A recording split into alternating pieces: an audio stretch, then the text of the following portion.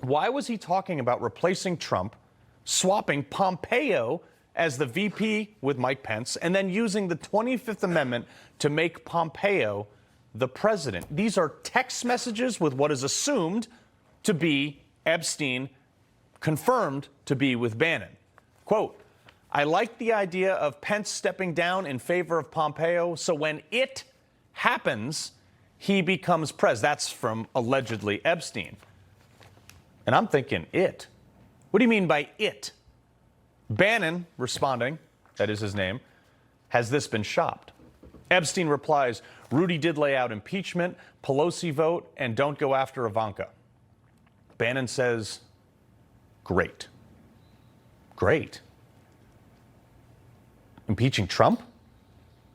Well, I mean, we now know Pompeo was not a product of MAGA doctrine and was heavily critical of Trump once he left his first term, showing his true colors. And Bannon wanted him to become president? Am I reading that? There's a possibility that Bannon did nothing wrong and these are being misinterpreted. There's a possibility, giving him the benefit of the doubt here, considering he was, like, I defended this guy. I thought he was good for the administration initially. But there's some splaining to do about beyond talking about a documentary to revitalize Jeffrey Epstein's image.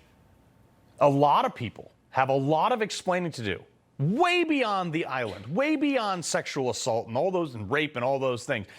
The more this stuff comes out, the more people keep getting caught in stuff that makes people like me question absolutely everything. Everything is now up for question. Mostly proving that Trump and all the conspiracy theorists, we were right about a ton of stuff. Keep in mind, first it was the redactions, okay? We couldn't get all the files. They were redacting them, and then they redacted Les Wexner. Now he's being deposed.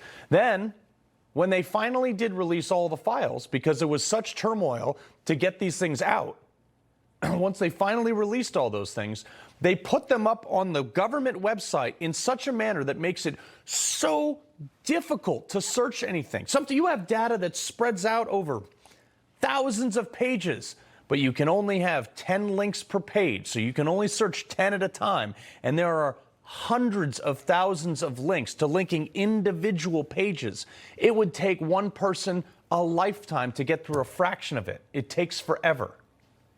But you know what? Thank God we got the internet and we got crowdsourcing.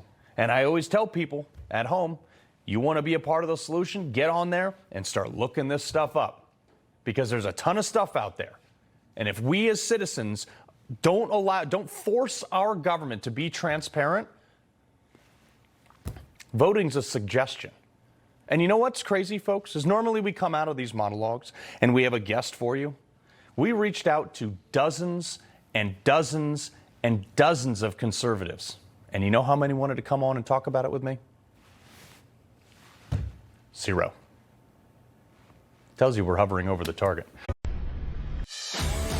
He loves the Constitution. He fights for what's right. He hates the bad guys. He's a freedom warrior. He's your freedom warrior. Watch Carl Higbie every weekday on Newsmax.